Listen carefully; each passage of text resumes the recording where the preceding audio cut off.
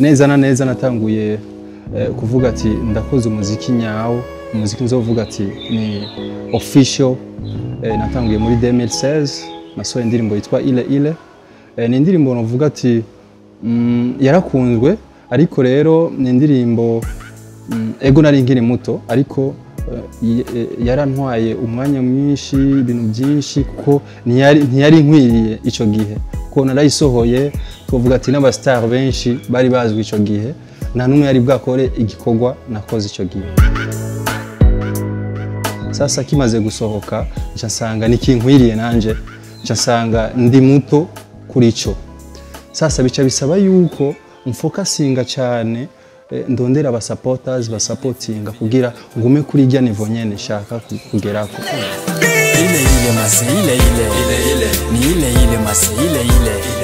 Après ndahura n'abandi baramfasha, kuko sinomenya indoto zabo, sinomenya imigambi bari bamfitiye, ariko bobo bashaka inyungu zabo zonyene, ntibari bafatiye kuri zirya ndoto basanze fisi. So turatangura ibikorwa, dutanguye igikorwa cya mbere baca bashaka ko twokora kuri rya niveau nyene basanze ndiko, kubera ntiboja munsi ya niveau ndiko, bacaboneka kumenga ni bato kuri rya niveau sanzwe mfise.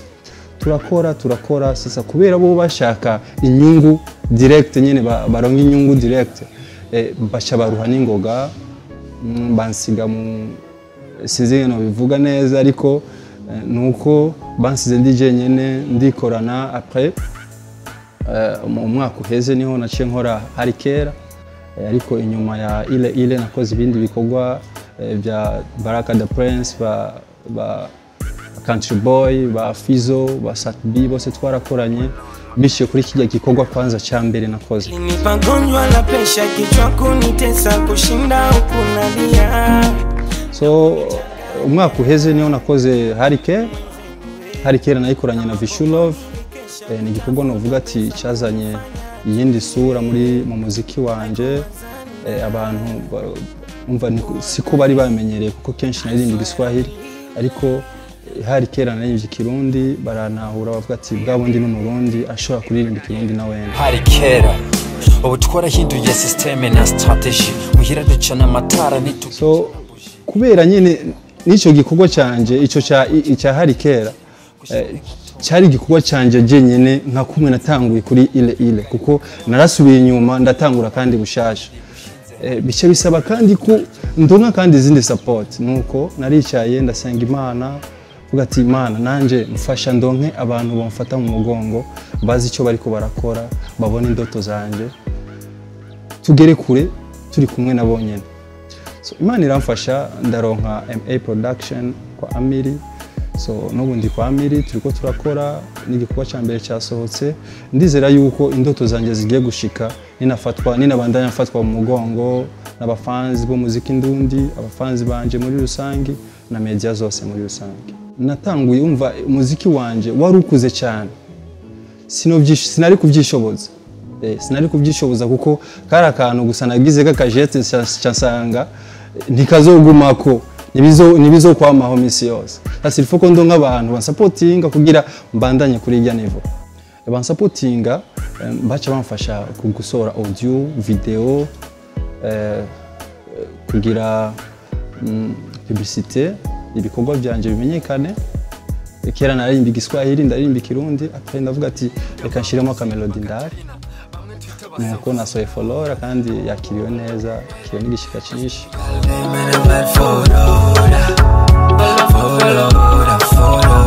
Flora ni izina ry'ikirundi, umva ni nka Florence, Florette, Florida, ariko umurundi kazi ucumwita Flora canke Forora canke Foro.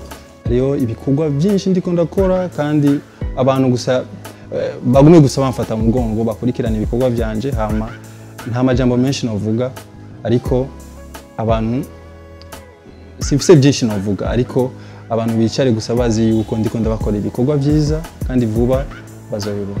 Umaze gufatwa mu mugongo na maison ifise studio, ifise uburyo yo kugira video ikakumenyekanisha, we icyo wowe utegerezwa gukora ni ugukorana ingufu zonyene no gusenga Imana, kuko Imana ni byose iyo bisabye iraguha icyo bisabye. Icyo nabonye muri iyi game hari akantu twavuga ati bamwe batinya bakanaka abandi nibubaha mukuru wabo kwanza hariyo kudakundana. Hari ikindi twavuga ati baratinyana. Hariyo n'ikindi bavuga ati ntibubahana ntibakundana bagaca batinyana.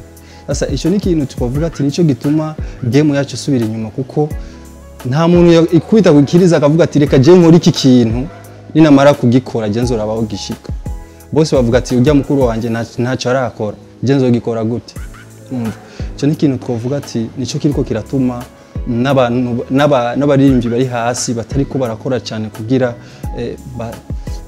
basimbure bajya bari imbere yabo. Indoto zanje no kugeza umuziki wanje au niveau international kuko ugerageje kuraba n'imiziki ya rap iyo ngaho iwacu kenshi dusanga turirimba indirimbo zimeze nka challenge kuntu indirimbo zipfa imisi 2-3 indirimbo igapfa ariko ntidukore umuziki uzokwamaho imisi yose. So icyo ni ikintu cya mbere ariko rero bica bisaba yuko dukora umuziki mwiza ufise quality audio video kugira nitwamara kuri presenta hiyo oza East Africa canke kwisi yose babona ati ego mu gihugu kanaka barakora umuziki mwiza barakora umuziki ufise quality.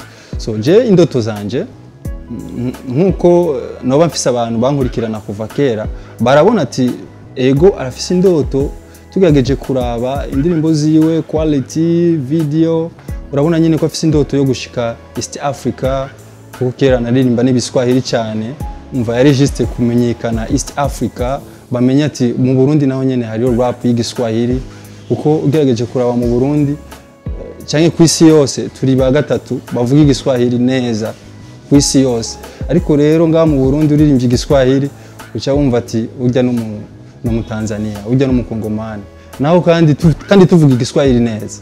Sasa mu gihe ama club bavuza indirimbo z'igiswahili canke zo hanze none twebwe tuzokora iki kugira ujya muziki wo hanze ntuzuvuzwe ngaha ifo ko tukora bijya bituma tubakunda. Iyo niyo yari strategy yanje yo kugira reka ngire bijya abandi bakora hariya ndabizane ngahama tubafute. So indoto yanje no gushika kure no gushika au niveau international isi yose bamenya ati mu Burundi hariyo mu rapper kanaka azi kubikora kandi sijeje nyene kuko naho notera imbere no munsi nzoba ndiko nshira inzira abandi cyange dukwegane tuvuga ati nuko nyene just nshaka gutera imbere gushigikirwa kugira zirya ndoto zanje ndazishike ko hama nanje nshobore kugira gucira inzira abandi turabe ko twokwigeza kure mu muziki ndundi muri rusange.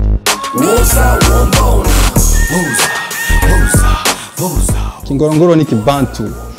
Sasa Kibantu no muri Niger warazi Kibantu. Ya nuko ni nka kumwe nagize woza wombona. Woza yari terme gusa navuga ati woza.